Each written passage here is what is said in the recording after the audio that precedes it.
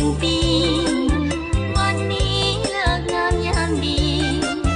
วันนี้เลิกงามยามดีเฮามาสวัสดีสวัสดีปีใหม่หากใคร